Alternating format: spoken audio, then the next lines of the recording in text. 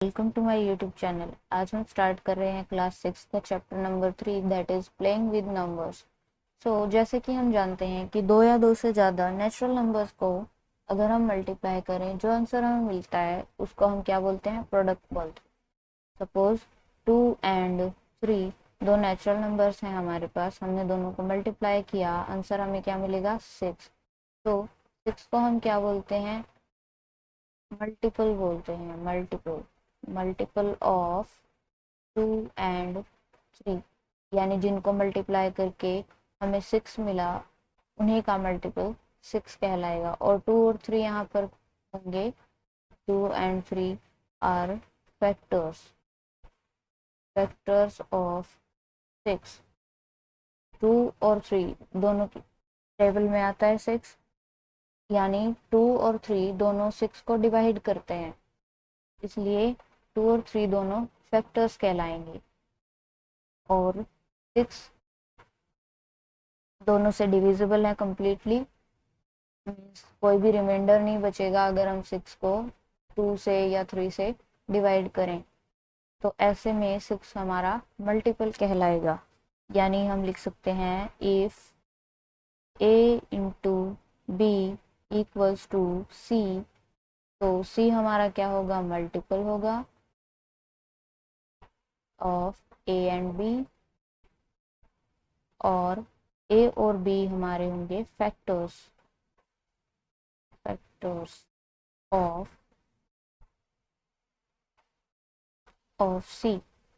अब हम डेफिनेशन करते हैं फैक्टर और मल्टीपल की। So what is factor? A number which divides a given number exactly without leaving any remainder is called a factor of given number, जो कि हमने अभी एग्जांपल किया 2 और 3 का।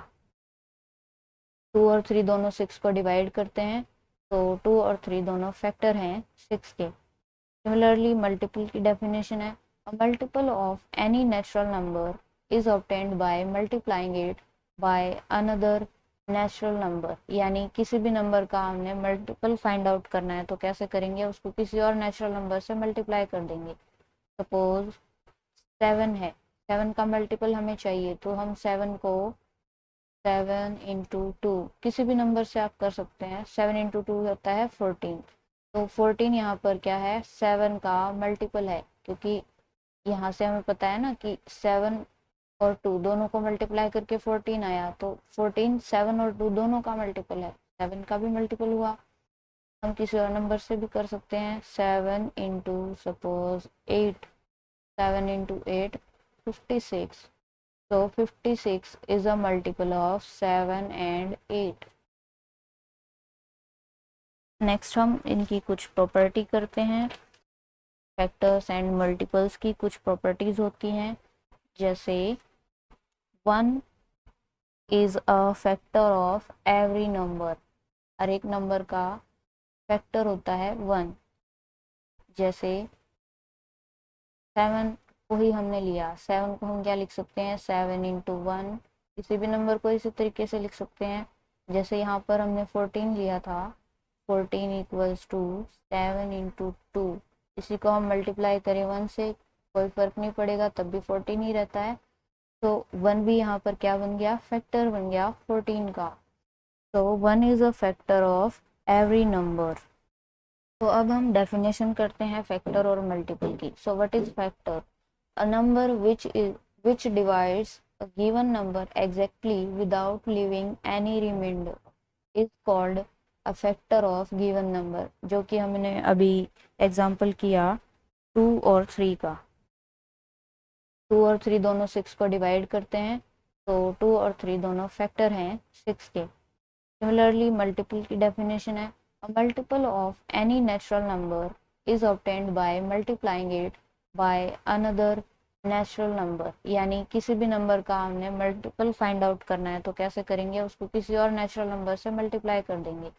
सपोज 7 है, 7 का मल्टीपल हमें चाहिए, तो हम 7 को 7 इंटू 2 किसी भी नंबर से आप कर सकते हैं। 7 इंटू 2 होता है 14, तो 14 यहाँ पर क्या है? 7 का मल्टीपल है, क्योंकि यहाँ से हमें पता है ना कि 7 और 2 दोनों को मल्टीप्लाई करके 14 आया, तो 14 7 और 2 दोनों का मल्टीपल है, 7 का भी मल्टीपल हुआ।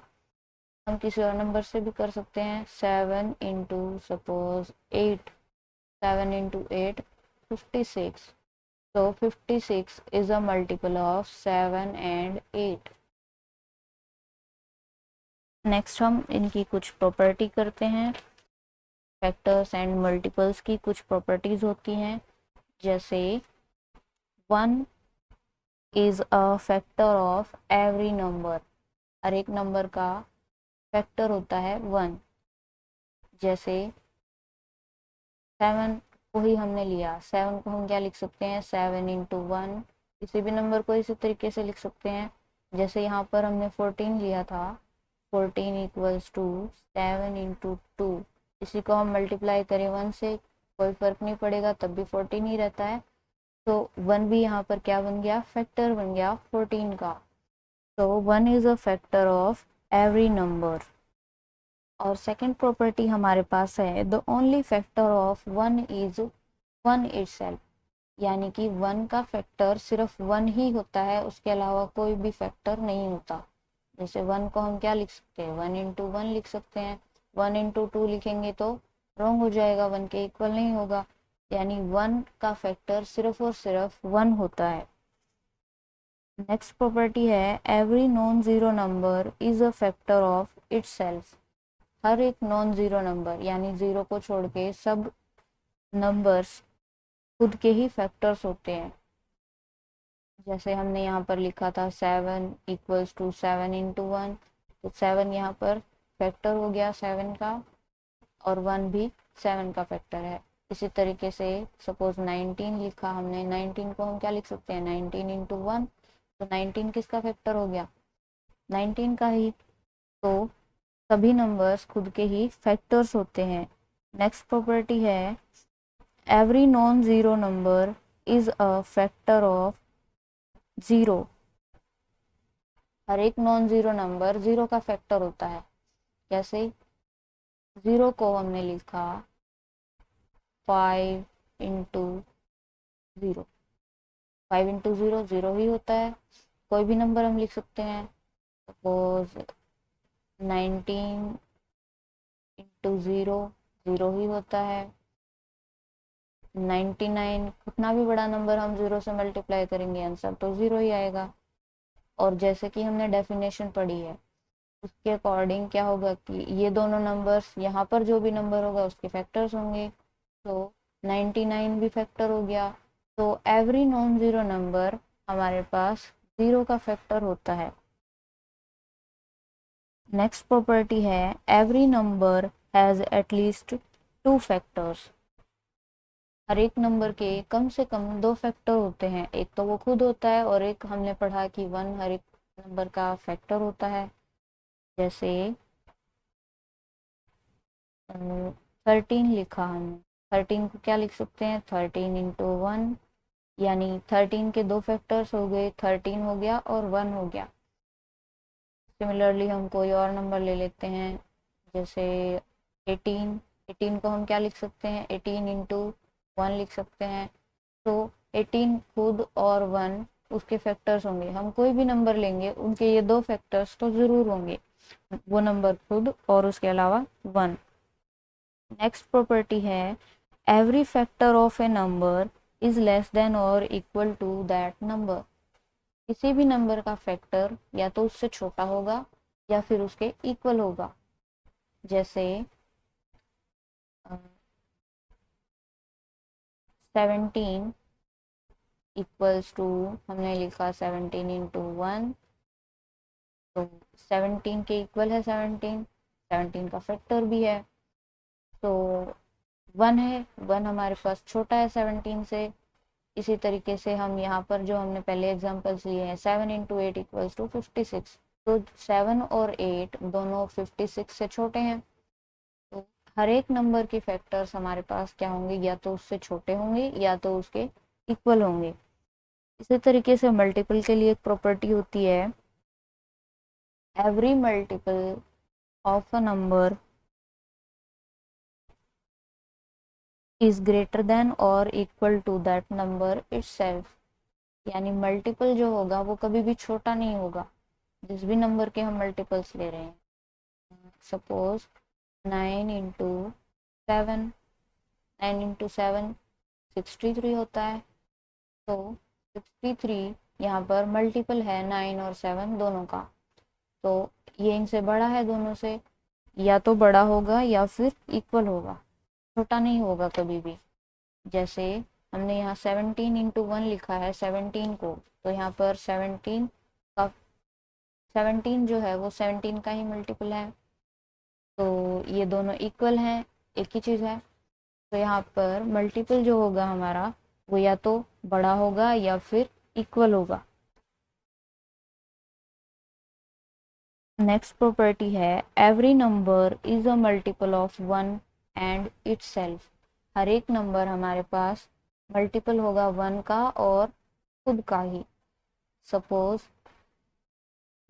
21, 21 को हम लिख सकते हैं 21 इंटू 1। तो इससे हमें डेफिनेशन के थ्रू क्या पता चला था कि ये यहाँ पर जो भी दोनों नंबर्स होंगे वो यहाँ वाले नंबर के फैक्टर्स होंगे और ये 21 मल्टीपल होगा। तो 21 किसका मल्टीपल है? 21 का और 1 दोनों का। तो या तो ये इक्वल होगा या फिर बड़ा होगा मल्टीपल। और हर एक जो नंबर होगा नेचुरल नंबर वो 1 और खुद का मल्टीपल होगा हमेशा, यानी हर एक नंबर को हम ऐसे लिख सकते हैं ना 1 के साथ मल्टीप्लाई करके। नेक्स्ट प्रॉपर्टी है every number has an infinite numbers of multiples. हर एक नंबर के इनफाइनाइट नंबर ऑफ मल्टीपल्स होते हैं। जैसे 7, 7 का मल्टीपल लिखेंगे 7 इंटू 2 14, और लिख सकते हैं 7 इंटू 3 21, 7 इंटू 4 28, 7 इंटू 11 77, 7 इंटू 15 105। इसी तरीके से हम कितने भी लिख सकते हैं, जितने चाहे उतने लिख सकते हैं। सो इनफाइनाइट नंबर ऑफ मल्टीपल्स होते हैं हर एक नेचुरल नंबर के लिए। नेक्स्ट प्रॉपर्टी है हमारे पास multiple. A number can be multiple of several different numbers और every number has an finite number of factors, यानी किसी भी नंबर के लिए फाइनाइट नंबर ऑफ फैक्टर्स होंगे। मल्टीपल्स तो हमारे पास इनफाइनाइट होते हैं, यानी हम कितने भी मल्टीपल्स लिख सकते हैं, जितने चाहे उतने लिख सकते हैं। लेकिन अगर हम फैक्टर्स लिखें तो वो फाइनाइट होते हैं हमेशा। सपोज हम लिखेंगे फैक्टर्स ऑफ 12। 12 के फैक्टर्स कौन कौन होंगे? 1 होगा, 1 सबका फैक्टर होता है। 2 होगा, 4 होगा, 3 भी होगा, 3 होगा, 4 होगा, और उसके अलावा 6 एंड 12। इन सब का मल्टीपल होता है 12। तो ये फैक्टर्स हो गए, ये हमारे पास फाइनाइट होते हैं। डेफिनेशन है हमारे पास परफेक्ट नंबर। परफेक्ट नंबर क्या होता है? A number for which sum of all its factors is equal to the twice of this number. यानी कोई भी नंबर है वो परफेक्ट नंबर कब कहलाएगा? जब उसके फैक्टर्स के सम को अगर हम 2 से मल्टीप्लाई करें तो वही नंबर आ जाए। सपोज 6 के फैक्टर्स हमारे पास कौन कौन है? फैक्टर्स ऑफ 6 1 है, 2 है, 3 है और 6 है। यही फैक्टर्स होते हैं। 1 की टेबल में 6 आता है, 2 की टेबल में 6 आता है, और 3 की टेबल में 6 आता है, और 6 की टेबल में 6 आता है। अगर हम इन्हीं फैक्टर्स का सम करें 1 प्लस 2 प्लस 3 प्लस 6 किसके इक्वल है? 1 plus 2 3, 3 plus 3 is 6, 6 plus 6 is 12। और 12 को हम क्या लिख सकते हैं? 6 इंटू 2, यानी 6 को हम 2 से मल्टीप्लाई करें तो 12 आ रहा है, और उसके फैक्टर्स का सम करें तो भी 12 आ रहा है। तो 6 यहाँ पर हमारे पास हो गया परफेक्ट नंबर। सिमिलरली हम एग्जांपल ले सकते हैं 28 का। तो फैक्टर्स ऑफ 28 कौन कौन से हैं? 1 2 3 4 6, सॉरी 6 नहीं होगा, 7 7 14 एंड 28। हम इन सब का सम करेंगे 1 + 2 + 3 + 4 + 7 + 4 + 14 + 28। कितना सम आएगा? 1 + 2 is 3, 3 + 3 is 6, 6 + 4 is 10, + 7 17, 17 + 14 21, 21 + 28 is equal to 56। और 28 को हम 28 के फैक्टर्स लिखे थे ना, 28 को हम 2 से मल्टीप्लाई करें तो भी हमारे पास 56 आ रहा है। तो 28 हमारे पास क्या हो गया? परफेक्ट नंबर हो गया, परफेक्ट नंबर।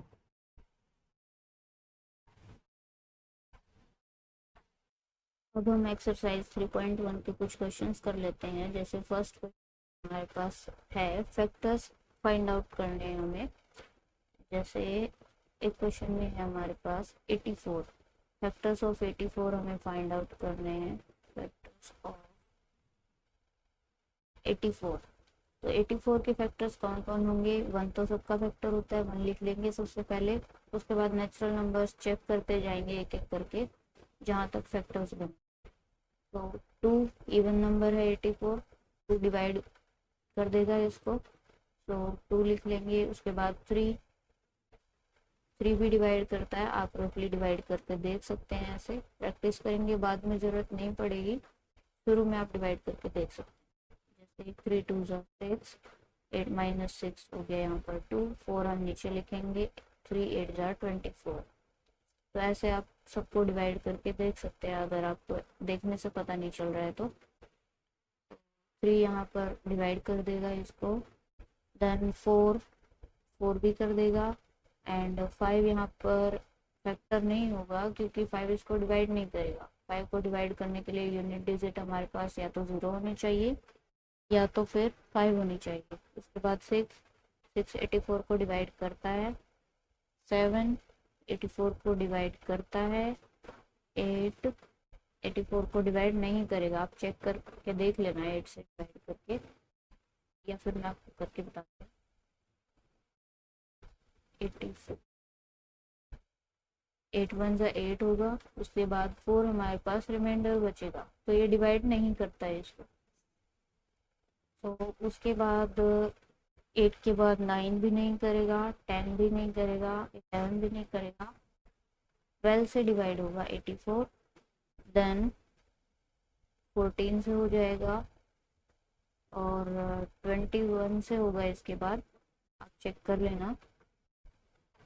उसके बाद 22 23 24 नहीं होगा, 25 से भी नहीं होगा, 26 27 इन सब से नहीं होगा, और 28 से हो जाएगा। उसके बाद 80, उसके बाद 84 का हाफ होता है हमारे पास 42 से भी होगा, और 84 से होगा। इसी तरीके से आपको फर्स्ट क्वेश्चन के सभी पार्ट्स करने हैं। अब हम आते हैं सेकंड क्वेश्चन पे। सेकंड क्वेश्चन में हमें मल्टीपल्स लिखने हैं,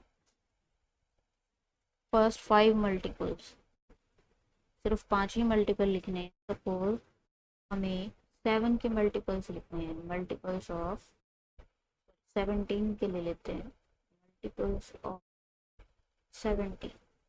17 के मल्टीपल लेंगे, फर्स्ट तो हमारे पास वही नंबर होता है 17, फिर इसको 2 से मल्टीप्लाई करेंगे, 17 2 34, फिर 3 से मल्टीप्लाई करेंगे, 17 3 51, 4 से करेंगे 17 4 68, 5 से करेंगे 17 5 85। इसी तरीके से आप मल्टीपल्स लिख सकते हैं सभी नंबर्स के लिए जो भी एक्सरसाइज में गिवन है। तो अब हम क्वेश्चन नंबर 6 करेंगे। 6 क्वेश्चन क्या कहता है? The product of two numbers is 64। Their sum is 20, what are the numbers, यानी दो नंबर्स ऐसे हैं जिनकी प्रोडक्ट 64 आ रही है और उनका सम 20 दिया हुआ है, हमें नंबर्स फाइंड आउट करने हैं। तो जो प्रोडक्ट है यानी जो 64 है, के लिए हम पहले फैक्टर्स फाइंड आउट करेंगे। फैक्टर्स ऑफ 64, 64 के फैक्टर्स कौन कौन होंगे? 1 2 3, 3 नहीं होगा, 4, उसके बाद 8, 16, 32 एंड 64। आपको एक एक करके चेक करना है अच्छे से, तभी लिखने हैं। तो उसके बाद क्या कहता है, देयर सम इज 20। अब ये जो फैक्टर्स हैं हमारे पास 64 के, इनमें से दो फैक्टर्स ऐसे हैं जिनका सम 20 है, वो अगर हमें पता चल जाए तो हमारा आंसर आ जाएगा। तो देखते हैं, 1 को अगर हम किसी में ऐड करेंगे तो 20 नहीं बन रहा है, बिकॉज यहाँ पे 1 प्लस 19 होगा तभी 20 आएगा। 2 को किसी में ऐड करेंगे तो भी 20 नहीं बन रहा है इनमें से, और 4 को किस में ऐड करें कि 20 बन जाए, तो 4 प्लस 16 20 होगा हमारे पास। तो 4 और 16 हो गए। आप चेक कर सकते हैं अगर कोई और पेयर भी यहाँ पर हो, लेकिन अभी नहीं है। 8 और 32 अगर हम ऐड करें तो 40 बनेगा। अगर यहाँ पर 40 दिया होता तो 8 और 32 हमारा आंसर होता, लेकिन अभी 4 और 16 है। तो हम लिखेंगे रिक्वायर्ड नंबर्स